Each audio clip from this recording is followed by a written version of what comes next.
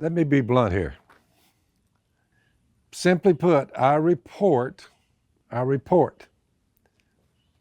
You can say, can I verify that Jesus came down in flesh, died on the cross, was buried and raised from the dead? You have 2,000-year-old writings that I'm reading from, and you can double check it. I'm reporting. You are deciding. Bunch of people, God's people, they're going across the desert, and here's what happened. I'm in Exodus 32. Let's see. When the people saw that Moses was so long in coming down from the mountain where the law was given, they gathered around Aaron and said, "Come, make us gods who will go before us." That's idolatry. Come, make us gods. As for this fellow Moses who brought us up out of Egypt, we don't know what happened to him. He's delayed at the top of the mountain where the law of Moses was given. And they're all bent out of shape because he hadn't shown up yet. Where's Moses? He's up there talking to God. While he was talking to God, Aaron answered them, his brother, Moses' brother, "Take off the gold earrings that your wives, your sons, and your daughters are wearing." Bad move. "Bring them to me." So all the people took off their earrings, brought them to Aaron. He took what they handed him and made it into an idol. There's the idolatry that the Apostle Paul was talking about 1,750 years later. They made it in an idol cast in the shape of a calf, fashioning it with a tool. Then they said, "These are your gods, O Israel." This is Aaron, "who brought you up out of Egypt." It's not the God up there that's shaking this mountain and gave us a code to live by. He's not the one. You say, what were they thinking? When Aaron saw this, he built an altar in front of the calf and announced, "Tomorrow there'll be a festival." Party time.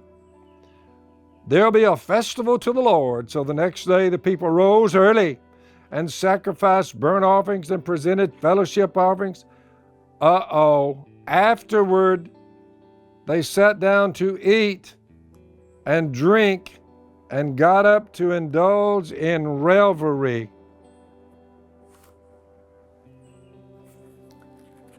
That's the story that he's telling. And it's a scary one. Fast forward, you said, did punishment come upon him? Yep. Here's what happened. I'm back in 1 Corinthians 10. I just gave you the time frame when the Apostle Paul in 1 Corinthians 10 has mentioned. He brought it up. The people sat down to eat and drink and got up to indulge in pagan revelry. In that Exodus chapter, it says they sat down to eat and drink and got up to indulge in revelry. What would that be? What would it be like to indulge in revelry? We should not commit sexual immorality as some of them did, and in one day, 23,000 of them died. We should not test the Lord as some of them did and were killed by snakes. Do not grumble as some of them did and were killed by the destroying angel. 23,000 bit the dust. They died. You say, something swept across them. Throw the snakes in on top of that. These things happened to them as examples and were written down as warnings for us when this was written, and us 2,000 years on this side of the cross. You're like, whoa.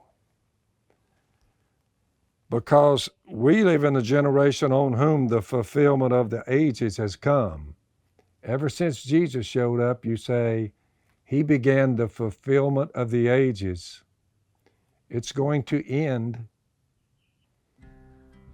I ask you a question. Who was behind that killing of the 23,000? Who did that?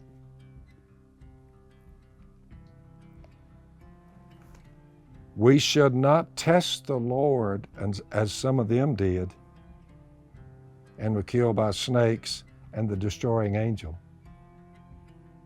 He did it.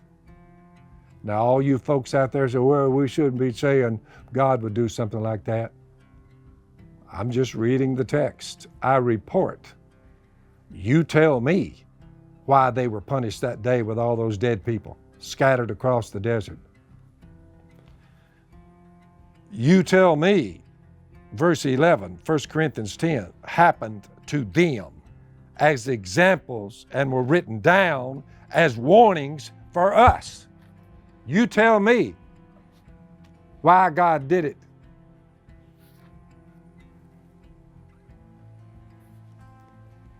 So, if you think you're standing firm, be careful that you don't fall. No temptation has seized you except what is common to man. Don't pull a Woodstock on him and think you will escape scot-free. I made a few of the festivals of life, as they call it, the hippies. I got in on some of it. Whew! Fortunately for me, I saw the error of my ways several years later, and I turned to the one I'm now reading you about. He wrote this through the Apostle Paul. No temptation has seized you except what's common to man. God's faithful. He'll not let you be tempted by what you can bear. When you're tempted, He will also provide a way out so that you can stand up under it. I found the way out, and you say, what was the way out? When I came to a knowledge of the one who did this.